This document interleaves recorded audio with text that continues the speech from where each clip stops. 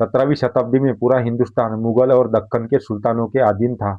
आम जनता पर अत्याचार, डर और अन्याय का माहौल था।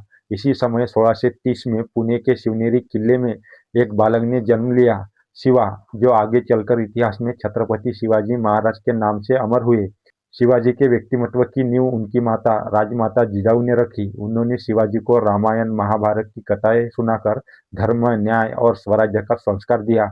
वही दादा कोंडदेव ने उन्हें युद्ध कला, तलवारबाजी, किले और सेना की नीति सिखाई। बचपन से ही शिवाजी अपने 7 मावलों का समूह बनाकर किलों और घाटियों में घूमते रहते और यहीं से स्वराज्य का बीज अंकुरित हुआ। युवा होते ही शिवाजी ने तोरना किला लेकर स्वतंत्र राज्य की अपनी पहली नींव रखी। उसके बाद स्वराज्य का विस्तार बढ़ता गया। किले, घाटियां, इलाके सब जनता के सहयोग से। शिवाजी ने युद्ध में छापामार नीति, गनिमी कावा अपनाई, जिसे आज भी सैन्य इतिहास में अद्वितीय माना जाता है। हालात कठिन थे, एक तरफ आदिलशाही, दूसरी तरफ मुगल, लेकिन शिवाजी ने अपनी चतुराई और तेजी से दुश्मन को बार बार चौंकाया। अफजल खान का वध, शाहिस्ते खान की हार और सूरत अभियान ने हिंदुस्तान को दिखा दिया कि शिवाजी कोई साधारण नेता नहीं बल्कि एक जन्मजात रणनीतिकार है।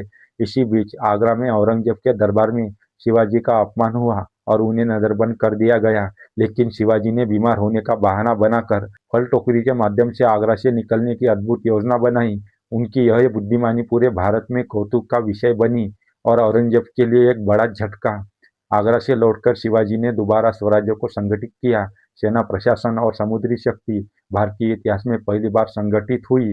नौसेना आरमार बनी, जिसमें समुद्र से दुश्मनों को चुनौती दी। यह शिवाजी की दूरदर्शी निर्णय था। और आखिरकार 1674 में रायगढ़ किले पर भव्य समारोह में शिवाजी का राज्याभिषेक हुआ। तोपों की गर्जना, शंखनाद, जनता का जयघोष और हिंदुस्तान ने पहली बार देखा कि स्वराज का सूर्य उदित हो चुका है।